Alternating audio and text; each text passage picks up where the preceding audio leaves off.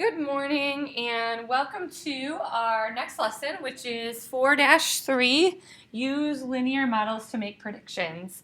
If you are in my class, please turn to your note packet to that section where it says 4-3, use linear models to make predictions. And we'll take notes on the first example today. And then I'm going to help you with one of the homework problems that I hopefully have given to you already. Okay, so let's start. Today we'll start with this example where you have a scatter plot already drawn, and what I want you to draw in here are 2 points that are on our actual trend line, and that is 0, 2.4, and 40, 2.0, and I'll show you how we're going to use them to write an equation. Okay, so the example says this: Michaela is a speed skater and hopes to compete in future Olympic Games. She researched the winning times of the past 50 years. Assuming the trend continues, write an equation, so that's the first thing we need to do, for the trend line, and then use it to predict the time she needs to be in the year 2026. So 2 answers are what we're going to look for here. The first is to write an equation. So we're going to use slope-intercept form here for our trend line. So remember, slope-intercept form is y equal mx plus b. Well, we need m then, and we also need b. Okay, so we'll start with m.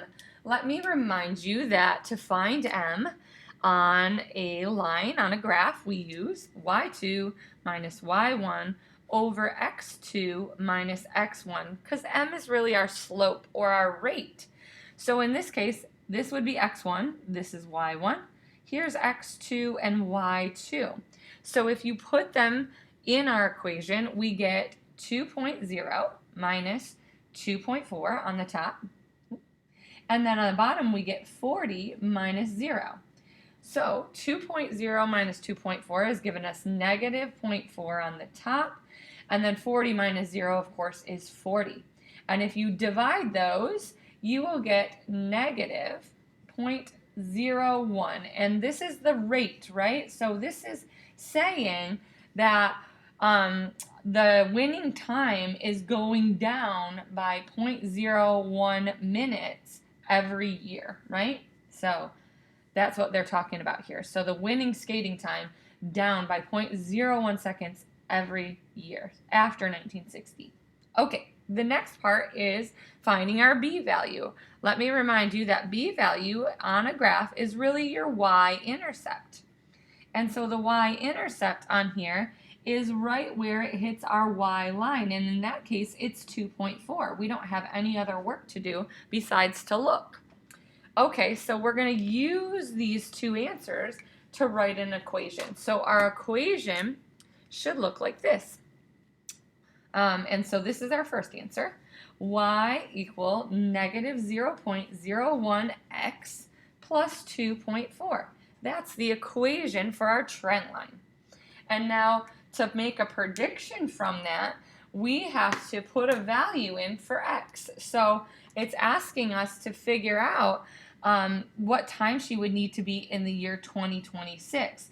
Now, notice it says years after 1960, so we're not going to put 2026 in for x. We're going to put 66 because 2026 equals 66 years after 1960.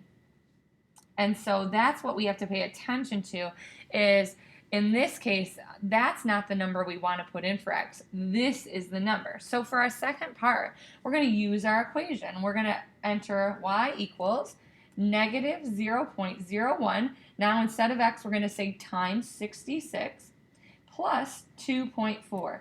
And you can either do that in your head or in a calculator to help you out here. But when you do negative 0.01 times 66, you're going to get negative 0.66.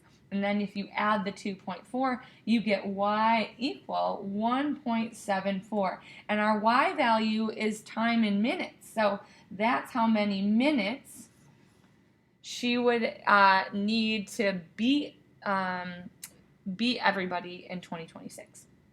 Okay, so there is a quick run through of how to write the equation and then how to use the equation to make a prediction for using a trend line.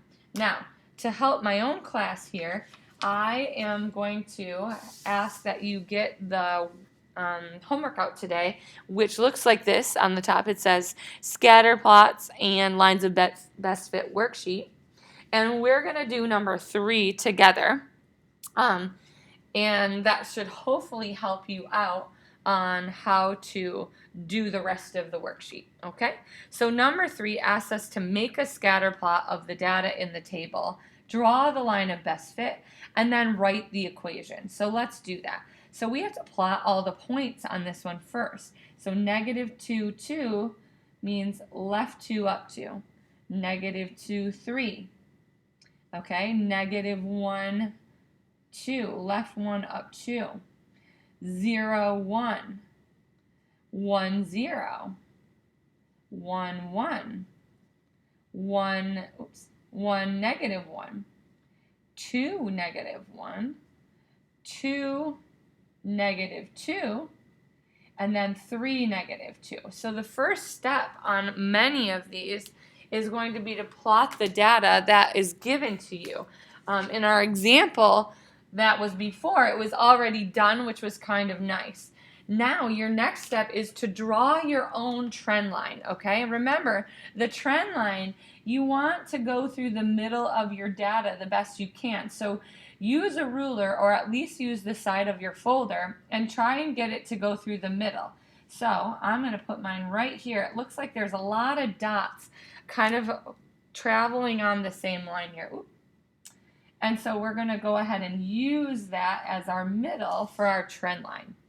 So here's our trend line, and we're now going to write the equation just like we did in the example. So remember, we need to use y equal mx plus b, and we are going to figure out what m and b are. So m, let's start with that. In this case, you can use y2 minus y1 over x2 minus x1, or rise over run. We'll use our y2 minus y1 over x2 minus x1 for today. So in this case, when you use this, you have to use points that are actually on your line. So you cannot use this negative 2, 2 point. You cannot use this 1, 1 point. You've got to use points that actually fell on our line. So we can use any 2 points. I'm going to use these right here. I'm going to use 0, 1 and 1, 0. So I know these are both on there. So this is going to be x1 and x2, and this will be y1, and y2. Okay, so I'm going to do 0 minus 1 on the top, and I'll do 1 minus 0 on the bottom. Well, 0 minus 1 is negative 1, 1 minus 0 is 1, and if you divide that, we find out that our slope is negative 1. That's our m value. Now, our b value, remember, on a graph is our y-intercept. So where does that hit? It hits at 1, all right? So this is 0, 1. So our b value is 1. Okay, so what is our equation? Our equation is y equals negative 1x, that's our m, plus 1, our b. And this is the answer to the question. Now, on the other ones that ask you to make a prediction, you're going to take whatever value they're asking you for. For example, in the next one, it's asking you to predict a student who studied for 6 hours. When you do that, you want to put that value in for x and calculate it according to the line that you get, the equation that you get. Okay, if you have any questions, please email me and I'll get back to you as soon as I can with it. And again, this is just the beginning. We'll do another lesson on this tomorrow. Have a great rest of your day.